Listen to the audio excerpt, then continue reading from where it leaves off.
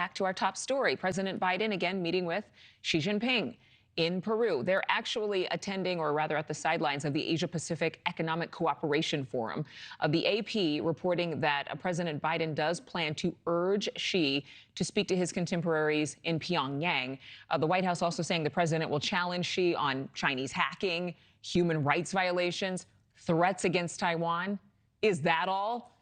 Yeah, some of the biggest decisions and issues of our time. The meeting thought to be a preview of Xi's state of mind ahead of President Trump's return to the White House, knowing that those tariffs that President Trump has been talking about are coming. NewsNation's Mills Hayes has more on this. President Biden, again, knowing that it is going to be totally different in just a couple short months. What are his hopes? What are his objectives for this visit?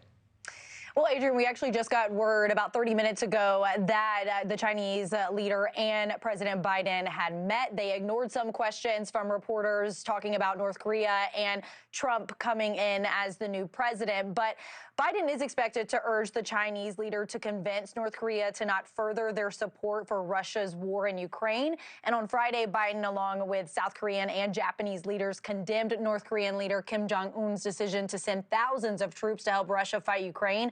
The Pentagon says that there are about 11,000 to 12,000 North Korean troops in Russia right now. Biden and the Chinese leader will be in Peru for the annual Asia-Pacific Economic Cooperation Summit. And officials say that Biden will ask Xi to step up Chinese involvement to prevent an already dangerous moment with North Korea from escalating even further.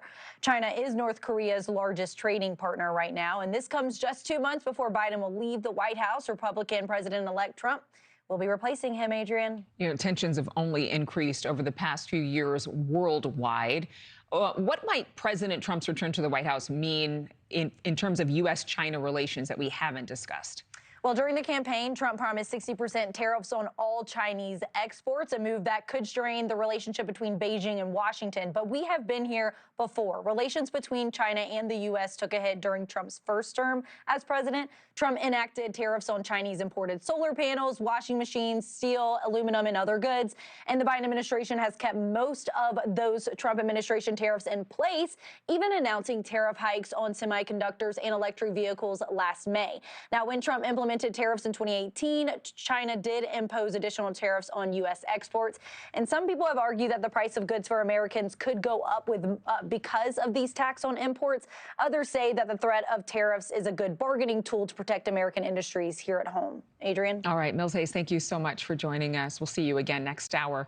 Thanks so much for watching. Go to joinnn.com to find News Nation on your television provider. And don't forget to click the red subscribe button below to get more of News Nation's fact-driven, unbiased coverage.